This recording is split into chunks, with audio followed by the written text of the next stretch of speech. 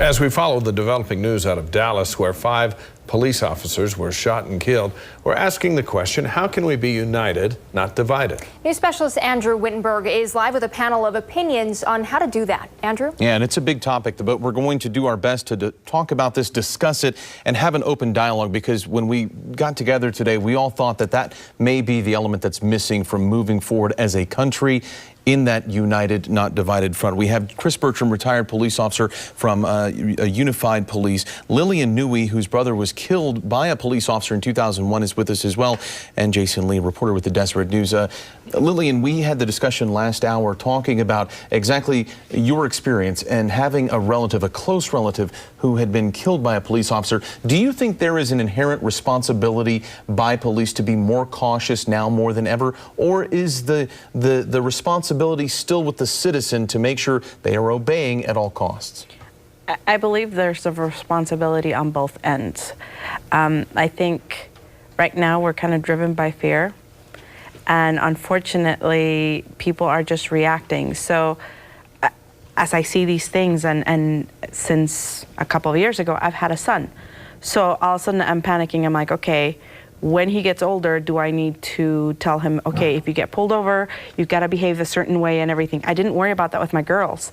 But as I look at my brothers and I look at my son, I'm like, okay, I'm a little fearful.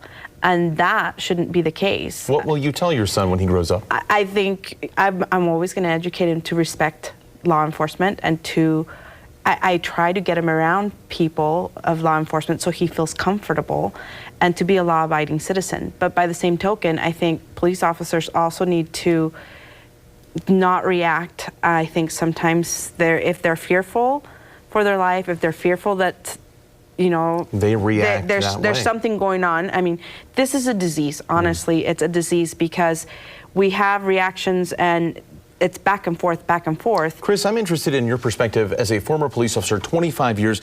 We've been talking since we've been here about all of the experiences that you've had, things that you've seen. Where does the responsibility lie? Is it a healthy balance between both citizen and the police, or does one or the other have more responsibility? There is a balance between both. One, we have to make sure that our officers are acting lawfully. They're well educated, well trained. We expect that our citizens are going to follow the laws, and there are laws that you know, law enforcement has to come out and like I said, it's one of those things that in 25 years it's not always a pretty job, but there is a balance. Citizens have a responsibility to act within the laws. Law enforcement has to act within, you know, the responsibility and the rights that they have as police officers have to be taken with great caution. We are going to have much more dedicated to this topic. Forgive me, Jasen, I don't want to leave you out. We will have much more coming up in our next half hour, a longer form discussion on moving forward, where we go from here as a nation that has been in some ways divided over what has transpired over the past week and, in fact, over the past years.